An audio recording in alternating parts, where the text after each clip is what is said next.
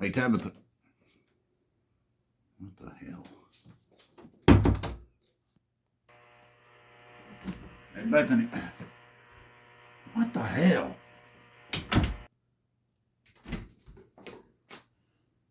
Unnamed.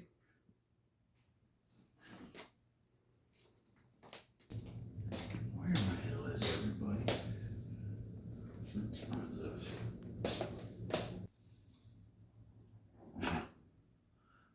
Great.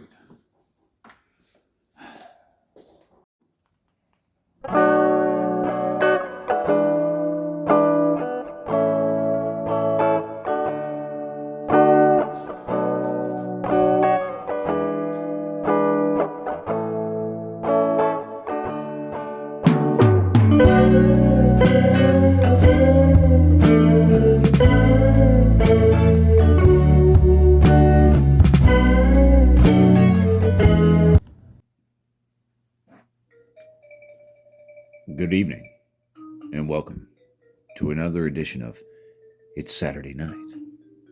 Do you know where your love is at? With your host, The Stroke. Oh, yeah, baby.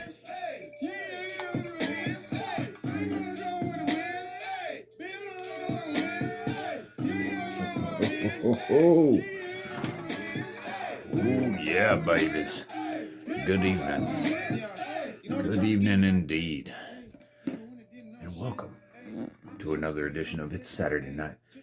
Do you know where your love is at? I, of course, am your number one bona fide sexy sumbitch of a host, The Stroke. Oh, yeah, buddy. The pleasure's all yours, I'm sure.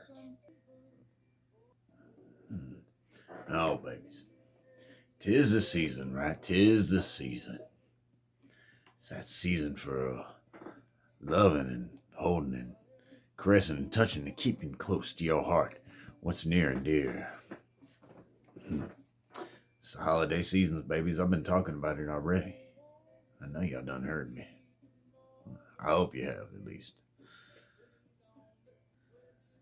Now, as y'all can see from the top of the episode tonight, babies, looks like the Stroker's got the palace all to himself. I mean, what the hell? What am I going to do with myself in this duration of time that's going to pass? Now, I know it's going to be a little bit hard for y'all babies to believe. But your boy, before I was such a bad motherfucker, I had a few standout Christmases that I spent alone. Now, I know, like I said, it's hard to believe, but hey, you know, in them formative years, things that happen shape us into the person and exquisite creatures that we are. Great as ever. So I'm going to regale you babies with 3 stories of times that your boy, the Stroker Ace, found himself alone on Christmas. Now, story number 1 took place out in Bakersfield, California. I was running the circuit, running the loop. I had this girlfriend at that time. She was a little wild. She was a little wild. Like Dagger style wild. You know what I mean? I'm sure some of y'all know exactly what the hell I'm talking about. Well, babies, we got into a big old fight. Your boy had come home late from a show. I was managing. I was waiting for the payout. Didn't come. Tried to finagle the bagel. Got what I needed. Made it back to the apartment. Yeah. Half my stuff was on the front porch. Half my stuff was already on fire. Snatched up what I could and took a run away. Now, I didn't have nowhere to go. So your boy found himself sleeping in an alleyway. And I started to feel a little lonely. I feel a little bad about myself. God dang it, Stroke. The hell you doing? Getting yourself into this bullshit and all the time. Just when I started to feel at my lowest at that night, Christmas night, I was like, I couldn't believe it was Christmas night and I'm alone. Just when I started to feel at my lowest, here come a few kitty cats creeping up on me. You know, doing that thing. And they cuddled up with me. Kept me warm through that Christmas night. It was a wonderful thing. Now, I'm trying to keep these short because I know you babies got yourselves a busy weekend and a busy Saturday night, and I don't want to impart too much of myself upon you. Here we go. Story number 2. Found myself in a Cooksville bus stop. There was snow coming down. Bus wasn't running. I just happened to be the only person there just waiting for a ride. I know, hard to believe, but it happened. Now, there was this janitor there. Yeah, he came up to me. He was like, "Hey, man." I said, "Yeah." He's like, "What's going on?" I said, "I'm delayed. I can't go nowhere. Why are you waking me up?" He's like, "Come on, man. I got you." We walked back through some alleyways and catacombs or whatever the hell you want to call them. And ended up in this little room, right? They had a little table, had some food on the table. He's like, "Look, man, I spend my Christmas alone up here at this bus stop. You look like you might need somebody." And I was like, "Hey, man, all right, cool, thank you." He said, "This is a little special thing I like to do." We sat down, we grubbed out, we ate some of that food. It was like Spam, but it was fried. It was cooked. It wasn't that gelatin shit. Anyways, after we was done, I was like, "Oh, dang, man. Hey, man, I appreciate that. Thank you. Thank you very much." Here I was thinking I was all alone on Christmas. And he said, "Yeah, man, this happens. This happens from time to time." Of course, he didn't sound like I sound, but I'm not going to try and affect his voice. Anyways, he pulled out, he's like, "I got something I want to show you."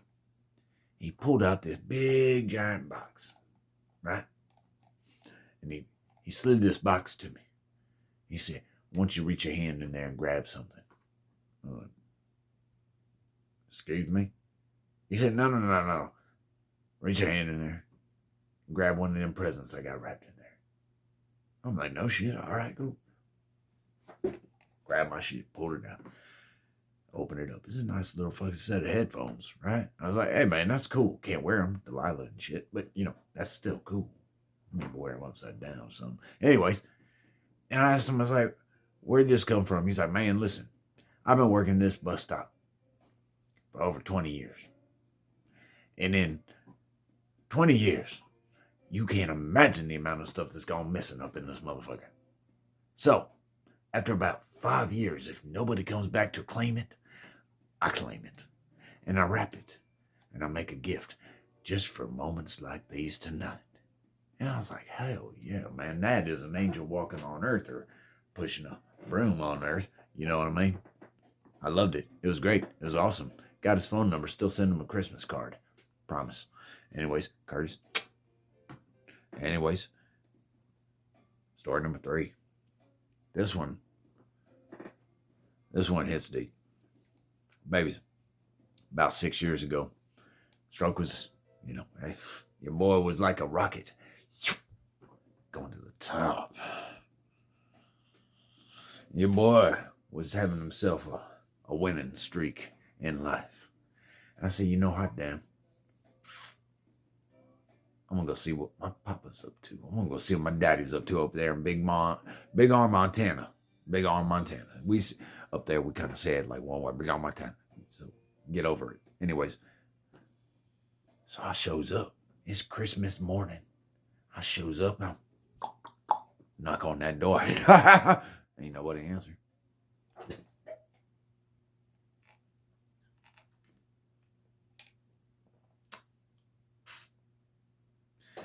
My daddy was gone.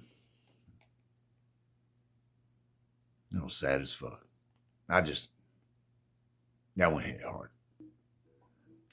So, babies, I tell y'all all that just to tell you this, if you find yourself alone on Christmas, sliding into that little bit of seasonal depression, I want you babies to remember one thing, okay?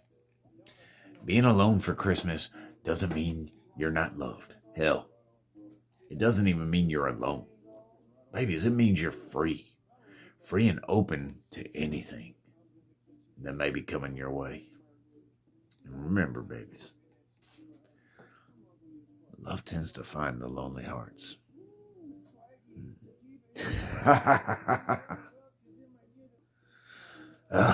All right, babies. That's it. I'm not gonna hold y'all too long. Even though you probably, some of y'all at least, probably would like me to. I know y'all got important things going on.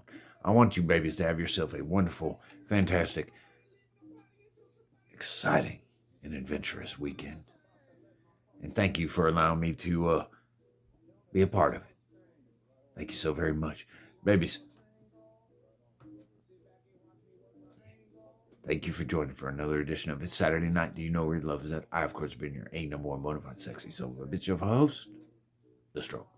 And babies, please do remember, if you like the vibe, please do like and subscribe. I'll catch you babies on the flip side. Oh yeah, baby. Struggle on.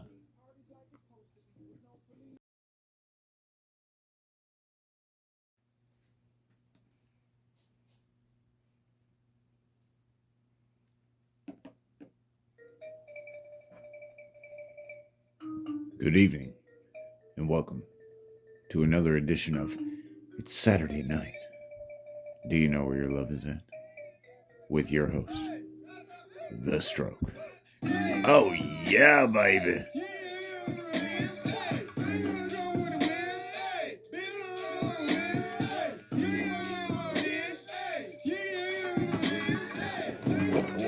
Oh shit.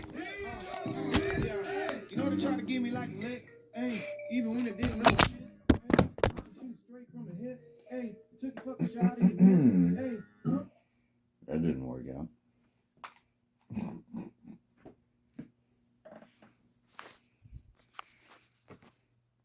Oops.